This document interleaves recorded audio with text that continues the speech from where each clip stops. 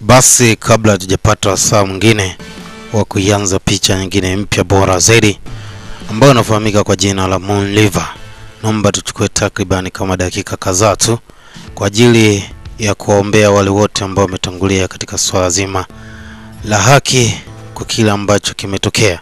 Kuna mashabiki wengi sana wa Falu DJ kutoka kitengo online is movie series. Kwa sasa nafikiri hatutakuwa nao kwa sababu yaliyotokea ni mambo mengi zaidi. Tukiwa sawa zaidi. Sawa, tuna namna. Hii hapo katika episode ya kwanza tukichuma kinakwenda kwa jina Moon River na sound ni ya Mgojiswani kutoka GC Production kitengo pale. Siku hizi wananiita babao kwenye kitaa sausio. Hebu tugonge mzigo mwingine hapa kijosoni zaidi kwa sababu historia zile tayari ziko katika vichwa vya kwetu sisi wa Gojosoni. Hebu tuende katika episode ya kwanza tu kwenda kupata mwongozo wa burudani bomba zaidi. Hii hapa inakwenda kwa jina la Moon River.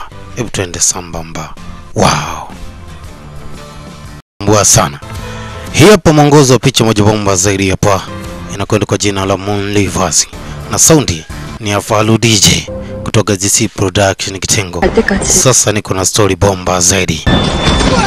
Wasema kuna bibi ambaye alizaliwa akiwa princess tu, lakini sasa kutokana na mapinduzi kutoka katika makabila matano ambayo alihitaji kumdesthrone babake katika kitengo, yani kiti cha ufalme, ilimfanya binti ajikute anaingia katika masuala ya kijeshi ili kuja kusimama kwa ajili ya kutetea ufalme wa babake.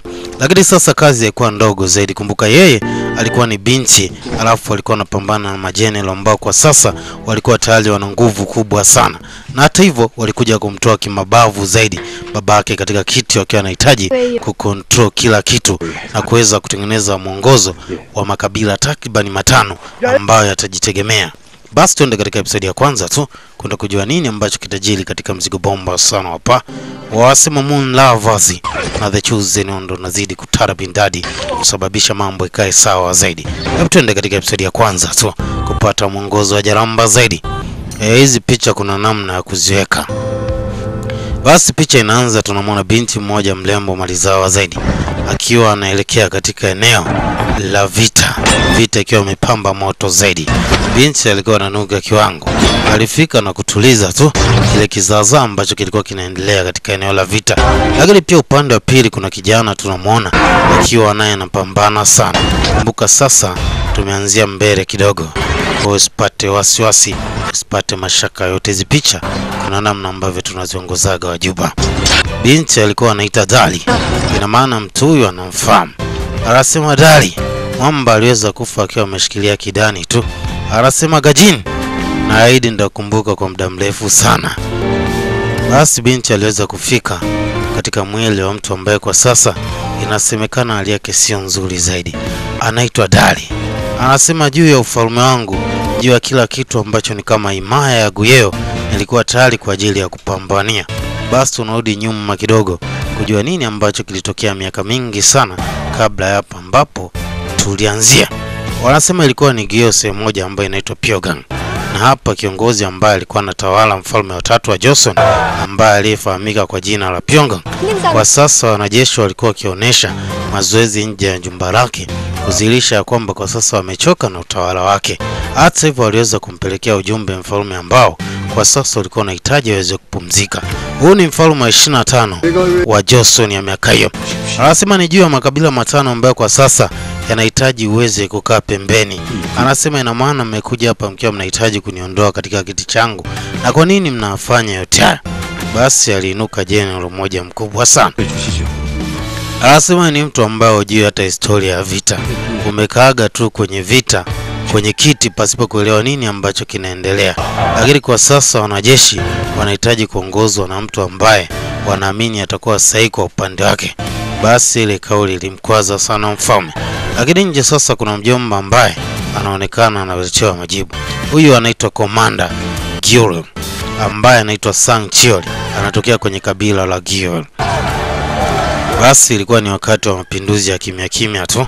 Sasa mfalme ilibidi achambe kwa kidogo. Na hapa alikuwa anateta na mke wake juu ya kile ambacho kinatokea.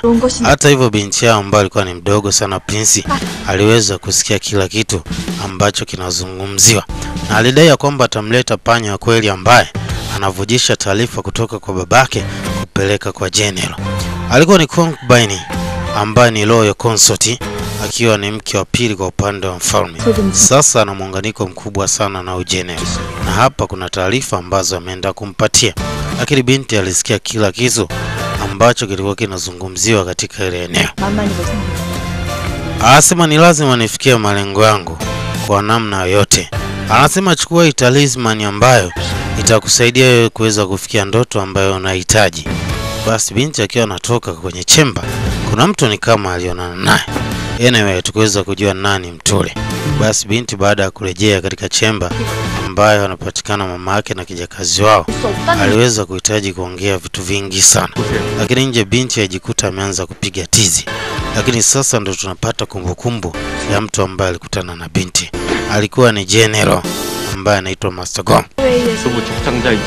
Anasema kwa sasa anahitaji kupambana na kujiweka ngangari kwa ajili ya kulinda heshima ya baba yangu, kwa sababu tayari kuna watu wanahitaji kuchukua kiti ambacho anakimiliki baba yangu.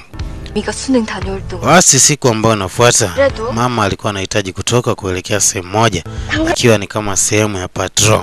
Lakini kulikuwa kuna jambo kubwa sana ambalo limejificha nyuma ya msafara.